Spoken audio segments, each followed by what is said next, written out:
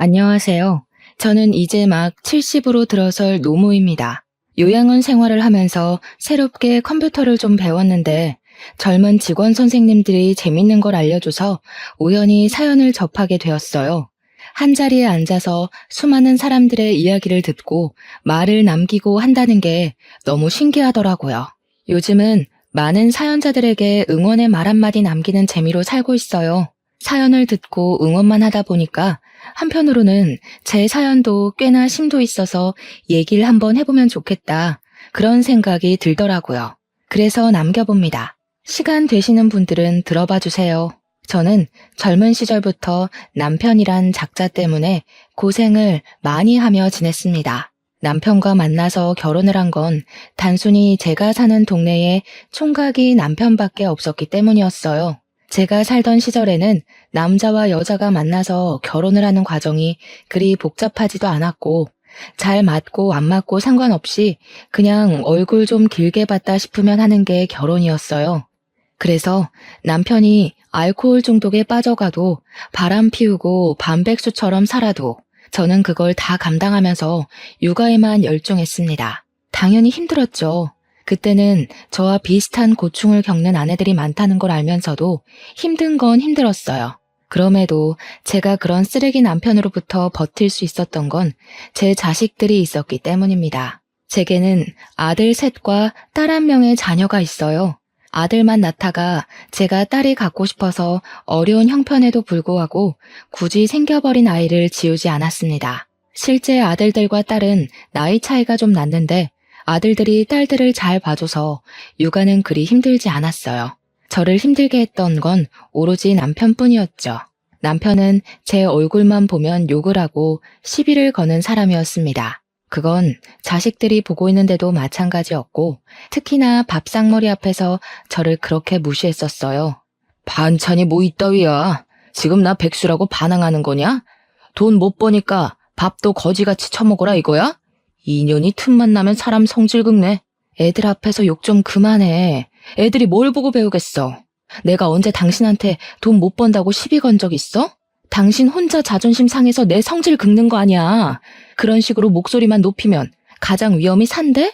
남편 때문에 저희 집 밥상이 엎어지는 건 그리 놀랄 일이 아니었고 한 끼를 2번 차리는 것 또한 익숙했던 때였습니다. 이반이 백수라서 제가 남편을 대신해 일을 해야 했어요. 남의 집 식당에서 잡일까지 하며 돈을 벌었습니다. 그 식당은 규모가 작아서 직원을 저 하나만 썼거든요. 요리는 사장님이 했고 나머지는 제가 다 했어요. 당연히 육체적으로 피로했으나 집에서 술만 먹고 있을 남편을 보는 것보단 마음이 편했습니다. 그리고 무엇보다 다행히 남자 사장님 인심이 너무 좋아서 제 편의를 잘 봐주셨어요. 또 월급이 참 괜찮았는데 저 하나 있는 것도 직원이라고 복지 혜택을 잘 챙겨주시더라고요. 연차도 있었고 명절 보너스도 있었습니다. 제게 유일한 운이 있다면 일복이 아니었나 늦게나마 생각을 해보네요. 바깥일도 제가 하고 집안일도 제가 해야 해서 힘에 부치긴 했지만 자식들만 생각하면 주저앉을 수가 없었어요. 제가 할 수 있는 최대한의 체력을 내면서 살았죠. 자식들에게 많은 걸 누리게 해주진 못해도 학교 공부는 하게 해주고 싶었고 용돈 들고 친구들과 놀 수 있게 해주고 싶었거든요. 그 나이에 누릴 수 있는 최소한의 인생만큼은 꼭 살게 해주고 싶었습니다. 그래서 아들들과 나이 차가 좀 나는 딸을 만삭이 되도록 안고 있었을 때도 일을 했었고 출산을 하고서 갓난아기를 등에 업고도 일을 했을 정도로 돈 버는 데에 미쳐 있었어요. 그런데 남편은 제가 그리 노력하는 게 마음에 들지 않았나 보더라고요. 돈 없으면 돈 벌어 오라고 난리였고 돈을 벌러 나가면 집구석에 안 박혀 있고 어딜 싸돌아다니냐고 난리였습니다. 너 설마 남자 생겼냐? 그래서 자꾸 싸돌아다니는 거지? 그게 아니면 벌어오는 돈도 쥐꼬리만 하면서 뭐 한다고 하루 종일 나가 있어? 하여간 불륜만 저질러 봐. 인정사정 없이 소송할 줄 알아. 네가 그런 말 할 자격이 된다고 생각하냐? 너는 내 돈 다 뺏어서 딴 년 만나러 다니잖아. 나야말로 소송해줘? 네가 만난 여자들 얼굴 다 알고 있는데 하나씩 다 고소해버릴까? 자식들 앞에서 웬만하면 안 싸우고 싶었는데 남편이 하는 꼬락서니를 보면 안 그럴 수가 없어서 끝내 목청 높여 다투길 반복했어요. 자식들은 우리 부부싸움 때문에 그 지옥에서 늘 두려움을 안고 살았을 겁니다.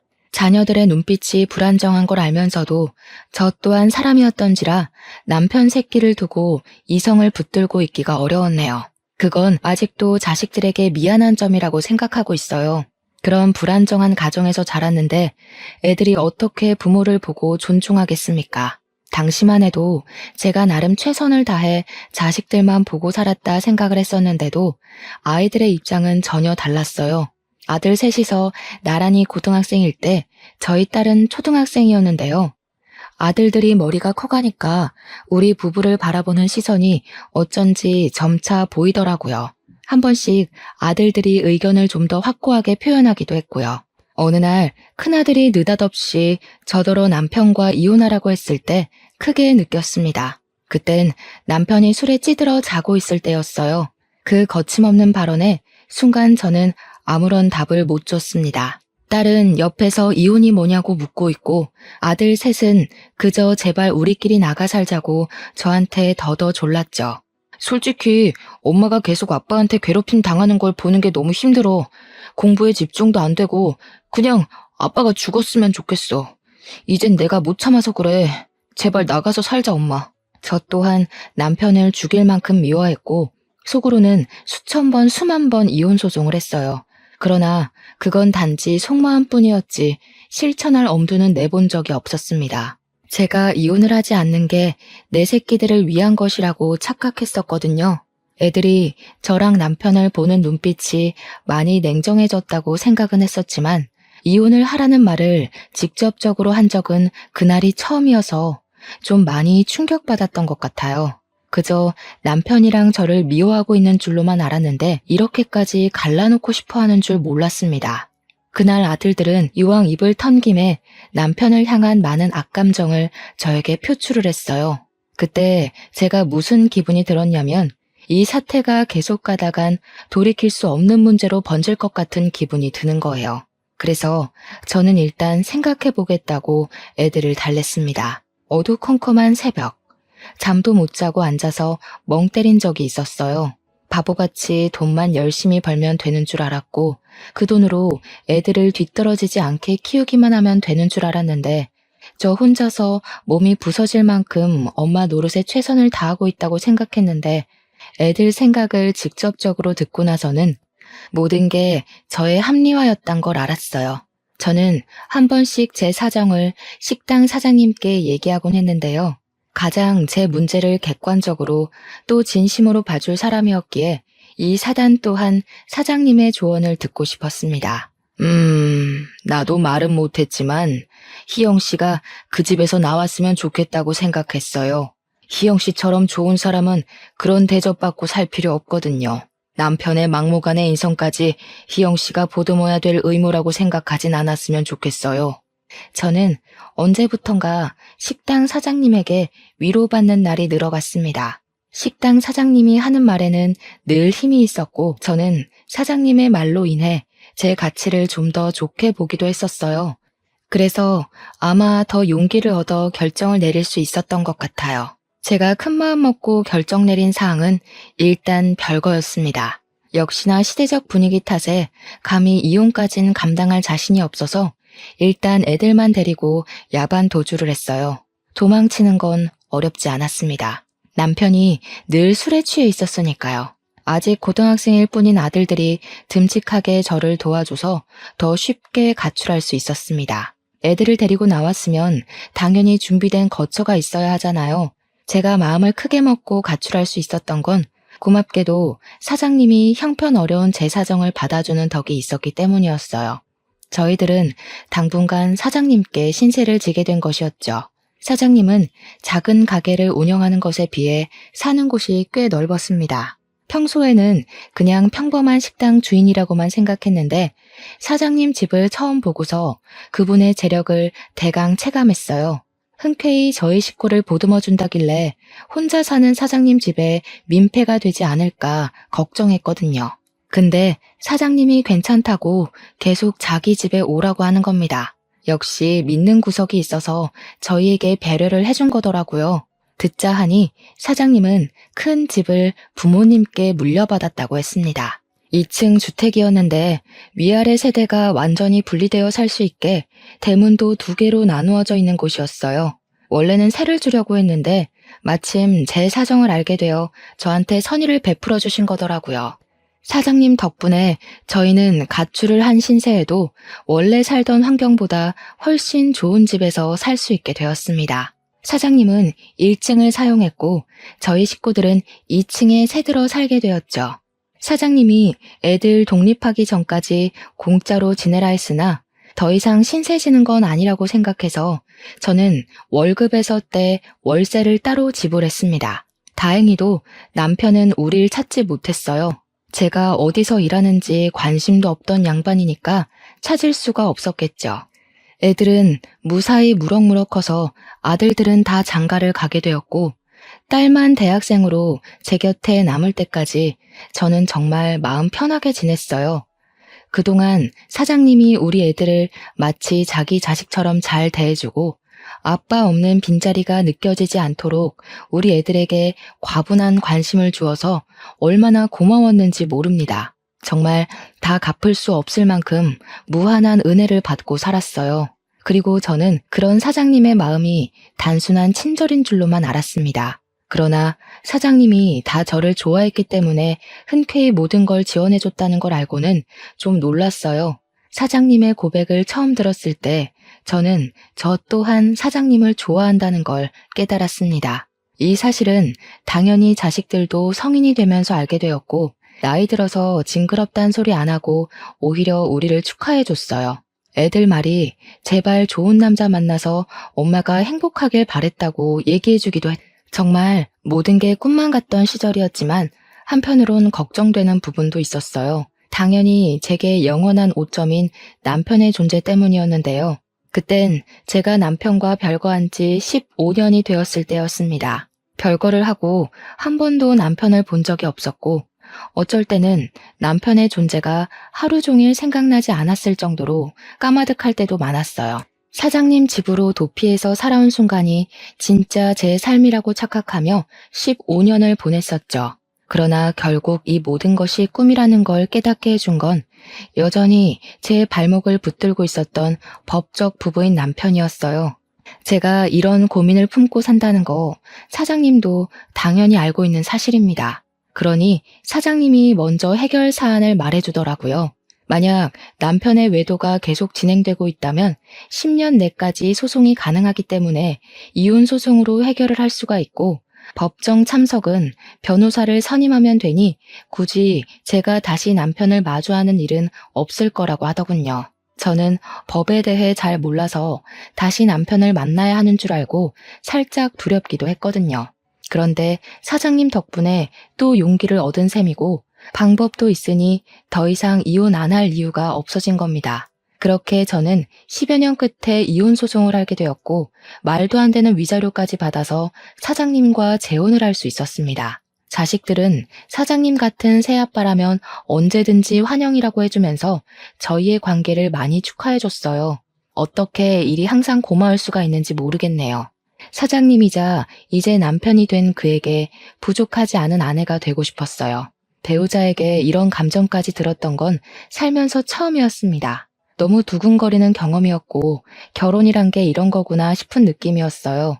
자녀들도 남편이 어떤 사람인지 알기 때문에 아빠로 받아들이는 게 어렵지 않아 보였습니다. 딸은 우리가 재혼을 하기 전부터 사장님에게 아빠라고 부르고 있었고 아들들은 좀 쑥스러움이 많아 아저씨라고 하면서도 휴대폰에는 아빠라고 저장해 놓았어요.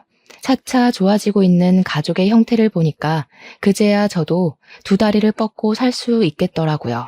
그리고 어느 날이었어요. 이미 충분히 행복한데 남편이 제게 뜬금없이 생일 선물을 주었는데요.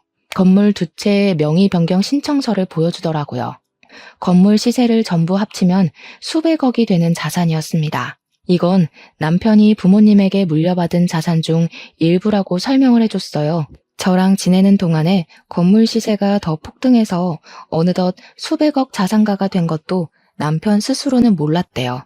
그런데 그 큰 재산을 느닷없이 저한테 덜렁 주겠다고 하는 남편의 마음이 정말 당황스러웠어요. 당신은 언젠가부터 돈을 너무 쉽게 생각하는 것 같아요. 아무리 부부라지만 내가 이렇게 큰 선물을 어떻게 받아요?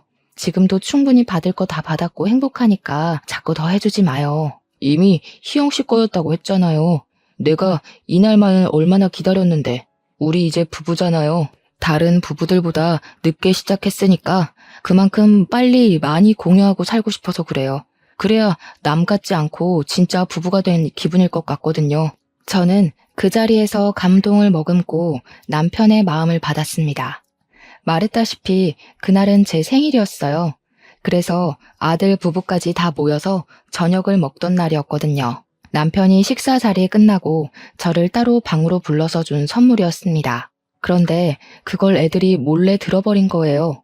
누가 엿본다는 건 모르고 있었는데 제가 남편 앞에서 눈물을 보이자마자 자녀들이 들이닥쳐 저는 우리 둘의 모습을 보곤 박수를 쳐줬어요. 우와, 아저씨, 지금 엄마한테 전부를 다 주신 거 아니에요? 저희 다 들었어요. 어쩐지 아저씨 집 처음 왔을 때부터 부자 같았는데 정말이었네요.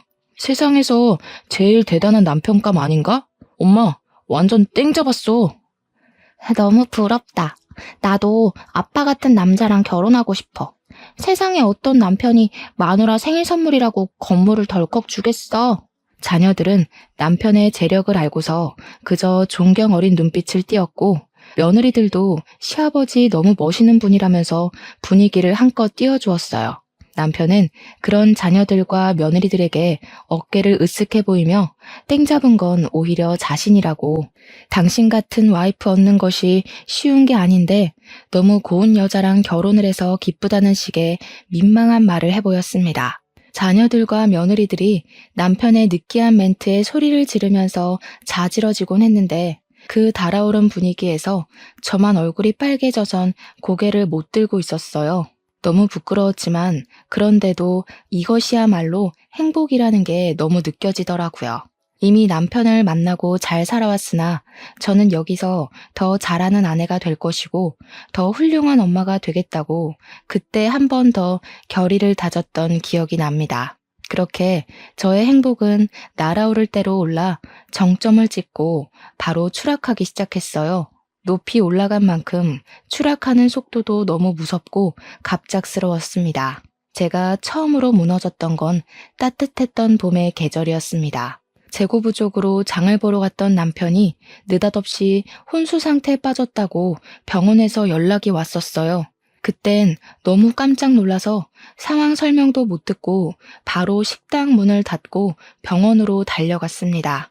제가 도착했을 때 자녀들이 이미 남편 곁에 있었어요. 저는 의식 없이 누워있는 남편을 보면서 도대체 어떻게 된 거냐고 울음에 묻힌 목소리를 내보냈습니다. 그러니 장남하는 말이 병원 측에서 음독사고로 남편이 쓰러진 채 발견이 되었다고 하더라고요. 음독사고라니 정말 뜬금없는 이유였습니다. 제 남편은 장을 보러 나간 건데 어디서 어떻게 독약을 먹는단 말입니까? 제가 전혀 사고에 대한 이해를 못하고 있자 거기서 장남이 머뭇거리다가 몇 마디 더 보태었어요. 아저씨가 아무래도 아빠를 찾아갔던 것 같아. 둘이 어떻게 연락이 돼서 만난 건지는 모르겠는데 소방관이 하는 말 들어보니까 우리 옛날 살던 집에서 아저씨가 사고를 당했다고 하더라고. 이게 무슨 마른 하늘의 날벼락인가 싶었어요. 제가 이혼을 못했던 것도 아니고 저랑 전 남편의 관계는 이미 다 정리가 된 상태였는데 남편이 왜 전 남편과 접선을 했을까요? 설명을 들으면 들을수록 머릿속이 복잡하기만 했습니다. 장남한테 남편이 왜 전 남편을 만났냐고 대신 물어도 장남 또한 그것까진 모르겠대요. 경찰에선 이미 전 남편을 구속해서 조사 중이라고 하는데 거기서도 전 남편이 남편과 왜 접선을 했는지 별다른 이유는 말 안 한다고 하더라고요. 그나마 남편한테 해코지한 이유 정도는 전 남편이 선뜻 밝혔다는데 그냥 제가 괘씸해서 그랬다는 자백이었답니다. 아무리 사람한테 안갚음이 있어도 그렇지 어떻게 멀쩡한 사람을 반 죽여놓는단 말인가요?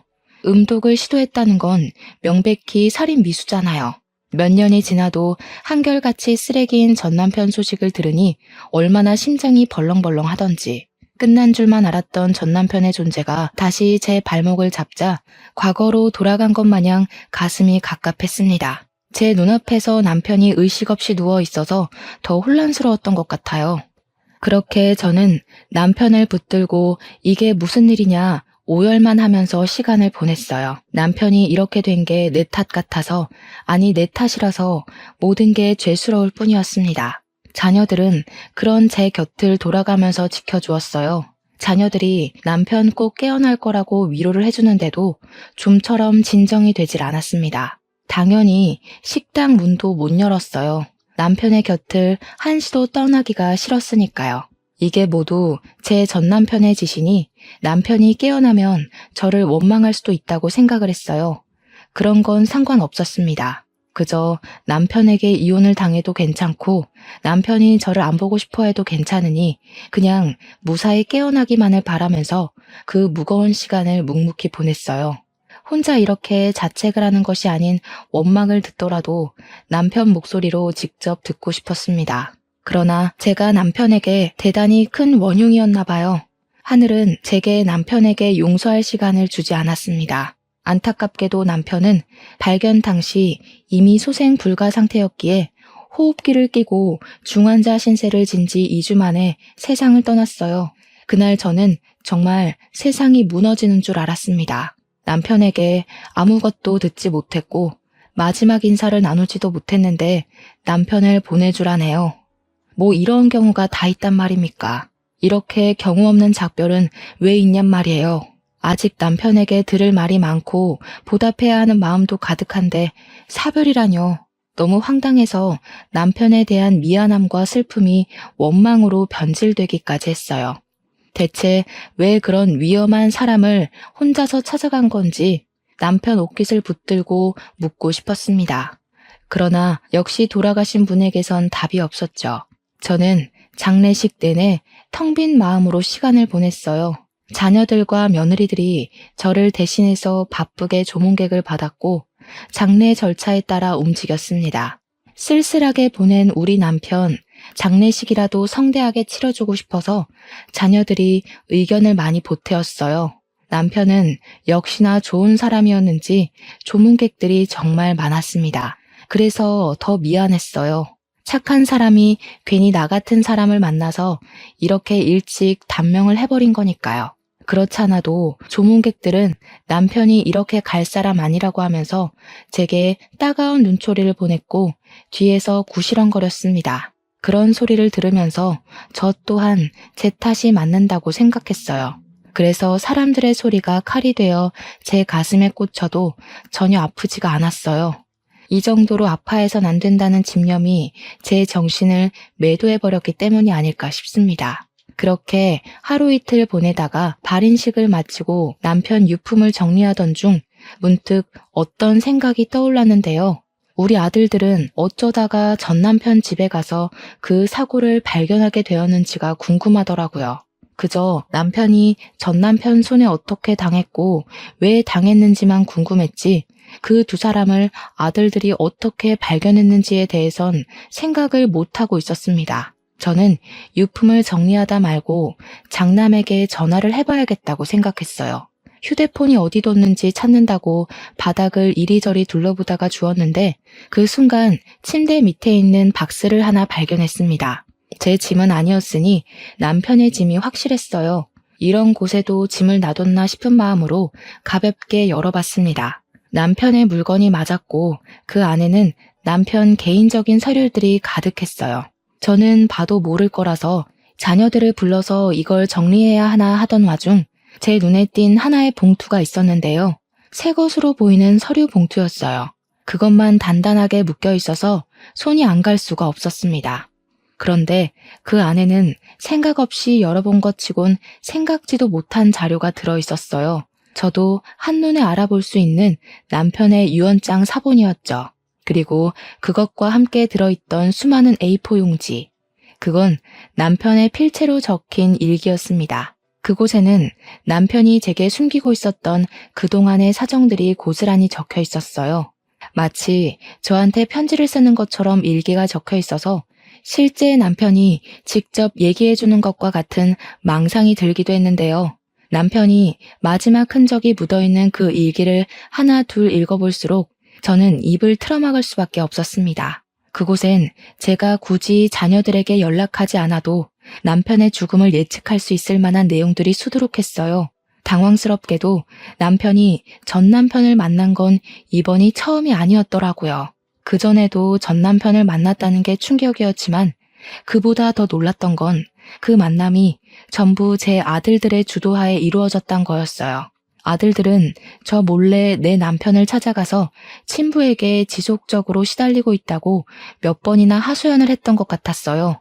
착한 남편은 아들들의 고충을 듣고서 고민을 많이 했을 거고 자녀들에게 진정한 아빠가 되고 싶다는 이유로 그 문제를 직접 나서서 해결하려고 했을 거예요. 그러니 아들들이 남편을 데리고 전 남편을 만나러 다녔겠죠.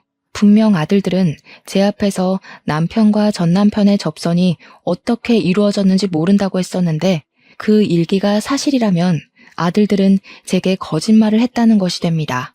이미 이것만으로도 충격이었는데 남편의 마지막 일기로 보이는 곳에는 더 충격적인 사실이 적혀 있었어요. 저에게 경고를 해주는 듯한 문구였습니다. 전 남편과 아들들의 사이를 믿지 말라고 적혀 있더라고요.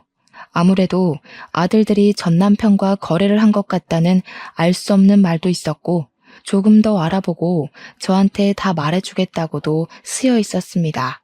너무 놀라서 저는 이걸 어떻게 해야 하는지 고민을 많이 했어요. 우선 아들들이 왜 저한테 거짓말을 한 건지 이해가 안 되었습니다. 그리고 남편이 마치 우리 아들들이 수상하다고 얘기를 하고 있는 사실도 머리 아플 만큼 혼란스러웠어요.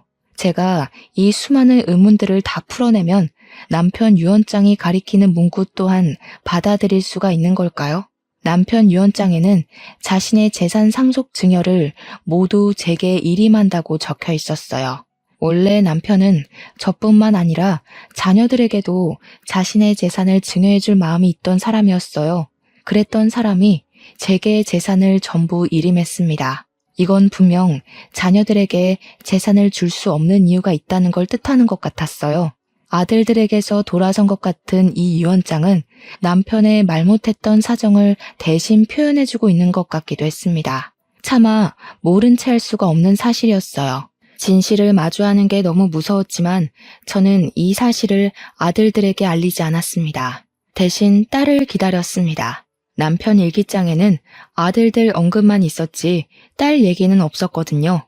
그리고 딸은 남편 장례식에서 누구보다 서럽게 울었고 장례가 끝난 후에도 밥도 옳게 못 먹을 만큼 시름시름 앓았던 아이였어요.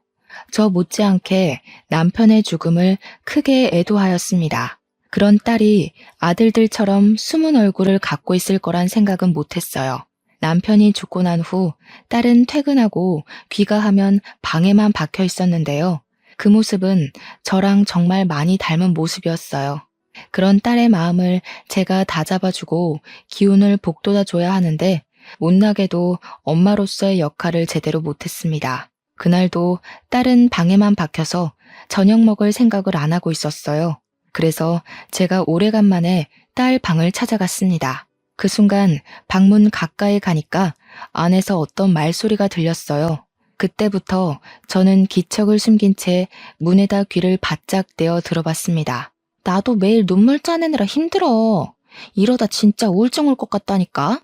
억소리 나는 돈만 아니었으면 나 진짜 다 관뒀다. 돈 받으면 이 집 바로 나갈 거야.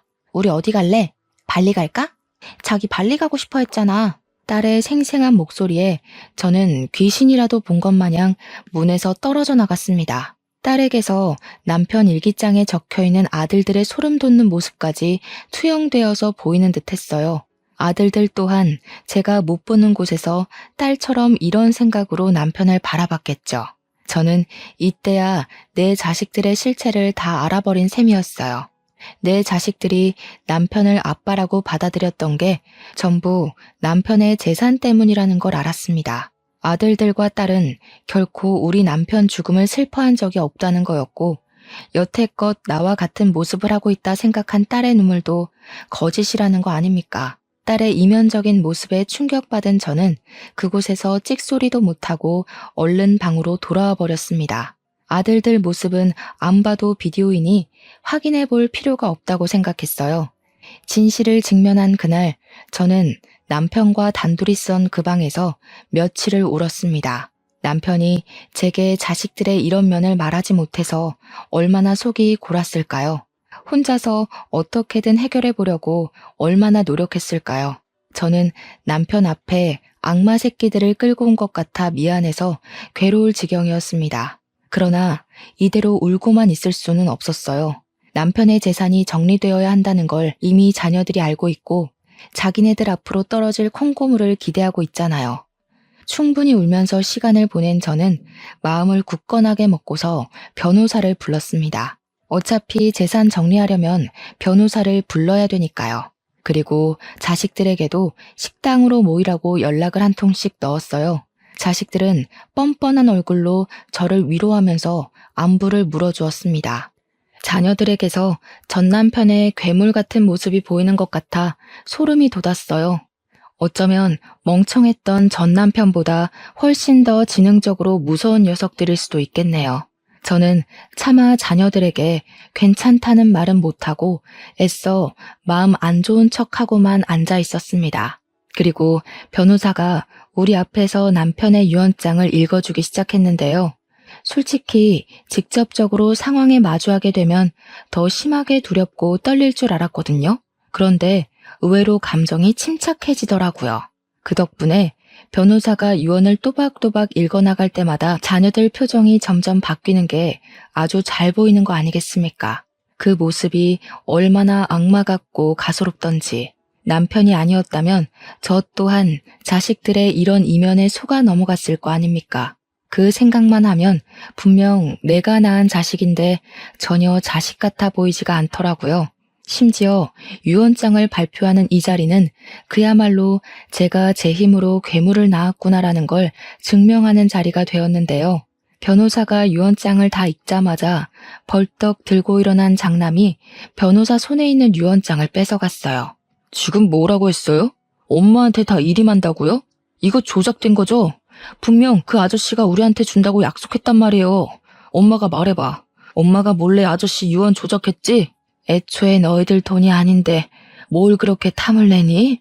남편이 선심 써서 너희한테 주고 싶다고 했던 거지. 너희 돈을 맡아놨다가 돌려주겠다는 소리가 아니었어. 이미 열이 바짝 오른 장남한테 제 말은 들리지도 않는 것 같았어요. 장남은 기어코 제가 꾸민 짓이라 망언을 퍼부으며 유언장을 던져버렸습니다. 그리곤 제 멱살을 목 조르다시피 꽉 쥐었어요. 지금 혼자 잘 먹고 잘 살겠다는 거야? 어떻게 핏줄을 버려? 아저씨한테 정신 나가서 자식들은 안중에도 없었던 거지? 우리가 그 돈 때문에 무슨 짓까지 했는데 엄마한테 다 뺏기려고 내 손 더럽힌 줄 알아? 이거 다 무효야. 진짜 유언장 어딨어? 장남은 돈이 제 앞으로 안 떨어지자 막 나가기로 했는지 개소리를 거침없이 짓거렸어요. 장남은 지금 자신이 무슨 소리를 하고 있는지도 모를 만큼 흥분했던 것 같은데요. 장남이 말하는 더러운 짓이 뭔지는 제가 경찰한테 남몰래 신고를 하고서 알게 된 사실인데 아들들이 남편의 사망을 음독사고로 꾸미고 전 남편한테 뒤집어 씌운 거더라고요. 이미 자녀들이 저와 전 남편을 버린 거나 마찬가지인 셈이었지만 그 사실을 들었을 때 저 또한 자식들을 버리기로 마음먹었습니다. 고맙게도 녀석들은 내가 내 손으로 자식을 끊어내는 걸 죄스럽지 않도록 해줬어요. 장남뿐만 아니라 둘째도 셋째도 제게 남자한테 정신 나가서 재산 다 독식한다고 패륜적인 발언을 서슴지 않았습니다. 어디 아들들 뿐이었겠습니까? 제 앞에서 남편 보고 싶다고 엉엉 울었던 딸까지 더는 본색을 연기하지 못하더군요. 이거 100% 엄마 혼자 다 먹으려고 수 쓴 거야. 오빠, 경찰 불러. 무조건 조사해봐야 돼. 내가 왜 결혼도 안 하고 그 아저씨랑 엄마 밑에서 비위 맞췄는데 돈 한 푼 못 받으려고 그런 개고생을 한 줄 알아? 나 이거 인정 못해. 소송할 거야. 딸은 이제 남편을 아빠라고 칭하지도 않더군요. 이 녀석들의 난동을 눈앞에서 보고 있는데 얼마나 어처구니 없었는지 모릅니다. 자식들이 이 모양 이 꼴인 것도 제가 다 잘못 키운 탓이겠죠.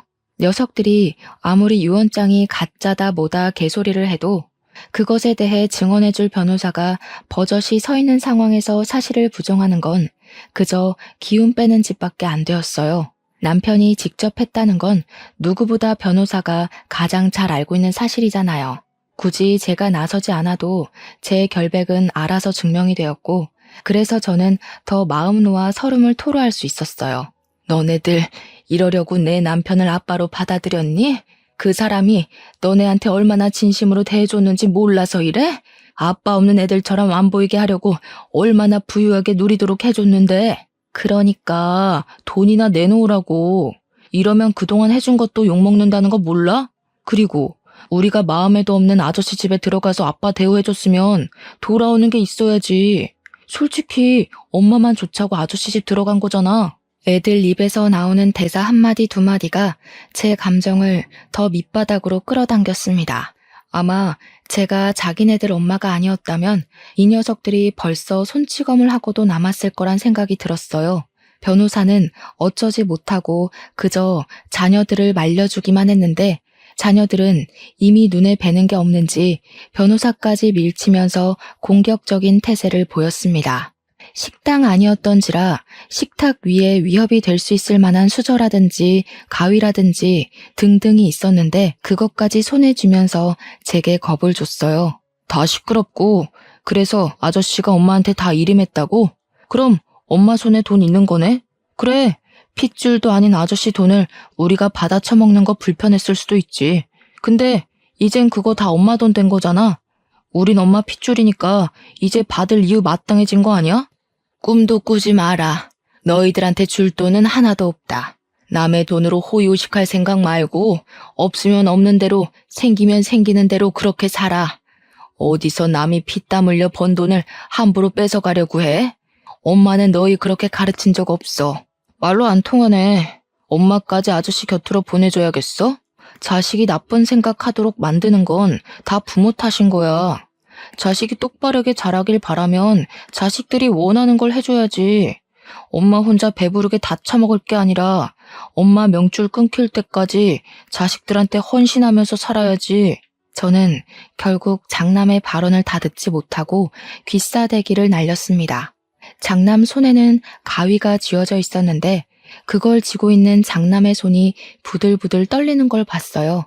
자칫 내가 여기서 생을 마감할지도 모른다는 생각까지 들었습니다. 그럼에도 저는 똑바로 일러주고 싶었어요. 부모가 성인이 된 자식 인생까지 책임질 필요는 없지만 부모로서 해줄 말은 해줘야 한다고 생각했습니다. 첫째가 돼서는 동생들 다 일러서 올바르게 앞장설 생각을 해야지. 도대체 뭐가 너를 이렇게 만든 거니? 돈 때문이니? 너희가 돈이 없어서 불행했어? 너희들 낳아준 친아빠가 쓰레기라서 지옥 같았던 거잖아. 돈이 없으니까 아빠가 그 난리였겠지. 돈만 있었어 봐. 적어도 우리가 남 눈치만 보면서 빌빌거리진 않았어. 엄마야말로 왜 자꾸 우리더러 불행하게 살래? 다른 부모들은 남의 돈 훔쳐서라도 내 자식 호의호식하게 만들어주는데 그래, 엄마가 자식 새끼 잘못 키운 죄 평생 안고 살 테니까 너희들은 너희가 뭘 잘못했는지 법이랑 한번 싸워봐라. 나는 내 새끼들이라고 너그럽게 합의해줄 마음 없다. 오늘부터 너희들은 내 새끼들이 아니라 내 남편 죽인 살인자 새끼일 뿐이야. 저는 자식들을 끊어내는 마음으로 그렇게 악을 질렀습니다. 때마침 시간 알맞게 도착한 경찰이 식당 안으로 들어섰어요. 저는 미리 시간을 정해서 경찰에게 신고를 해놓은 상태였습니다. 남편이 가진 증거물을 토대로 전 남편과 아들들이 남편에게 어떤 해코지를 했는지 조사를 부탁했었죠. 길목 CCTV와 블랙박스 등으로 어렵지 않게 남편의 죽음은 밝혀질 수 있었어요. 자식들은 경찰에게 연행되어 가면서도 제게 원망설인 목소리를 내었습니다. 그 와중에 딸은 무서웠는지 금방 회유하면서 잘못했다고 울더라고요. 물론 그런 마음마저 고작 경찰한테 잡혀가기 싫어서 살려달란 소리일 뿐이었겠죠. 그렇게 저는 번잡한 상황이 지나가고 아수라장이 된 자리에서 털썩 주저앉았습니다. 올바른 길로 잘 나아가고 있다고 생각했는데 결국 제가 가는 길 끝에는 저 혼자만 서 있게 되었어요. 이러려고 자녀들을 데리고 가출한 게 아니었는데 어쩌다가 사랑하는 사람의 목숨까지 앗아버렸는지 모르겠네요. 왜 이렇게밖에 될 수 없었던 걸까요? 제가 뭘 그렇게 잘못 살았던 걸까요? 애초에 시대적 분위기를 따라서 결혼을 했던 게 잘못인 건지, 쓰레기 전 남편을 두고 자식들만 데리고서 가출을 했던 게 잘못인 건지, 아니면 남편의 식당에 취직을 했던 게 잘못인 건지 모르겠어요. 결국 죽은 남편에게 면목이 없어서 용서를 비는 것조차 창피했어요. 그날로 저는 식당 문을 영원히 닫아버렸습니다. 남편 없이 잘 먹고 잘 살 생각 없었거든요. 자식들까지 제 손으로 감옥에 보내고 벌을 내려줬는데 저 혼자 잘 살아서 뭐 하겠습니까? 그렇다고 파렴치한 자식들을 다시 자식으로 받아줄 생각은 없어요. 감옥에서 나오면 부디 이 세상이 고작 돈 때문에 막무가내로 살기엔 얼마나 혹독한 곳인지 깨닫길 바랄 뿐이네요. 저는 현재 인사말에서 말씀드렸다시피 요양원에서 생활 중입니다. 제게 남겨진 수백억의 재산은 요양원비를 해결할 돈만 남겨둔 채 전부 사회에 환원을 해버렸어요. 내 돈 아닌 걸 갖고 있으려니 얼마나 무섭고 마음이 불편하던지. 어려운 사람들을 위해 써버리니까 속은 좀 시원하더라고요. 아마 두 발 뻗고 못 자는 일은 없지 않을까 싶네요. 남은 생을 요양원에서 쭉 보내다가 갈 것 같은데 이곳이 조금 쓸쓸하고 심심하긴 하더라도 저는 아픔 없이 그냥 이렇게 살다가 가고 싶습니다. 마지막 소원인데 그것만은 하늘이 저를 불쌍하게 생각해서 들어줬으면 좋겠네요. 손가락이 굳어서 글 쓰는 속력이 느렸다 보니 벌써 저녁 먹을 시간이 되었습니다. 점심 먹고 앉았는데 벌써 저녁이라니 오랜만에 몸이 고생을 좀 한 기분이네요. 오늘은 일찍 잠자리에 들어야겠습니다. 제 사연 읽어주셔서 너무 감사해요. 모두가 덜 아픈 생을 살길 기원할게요.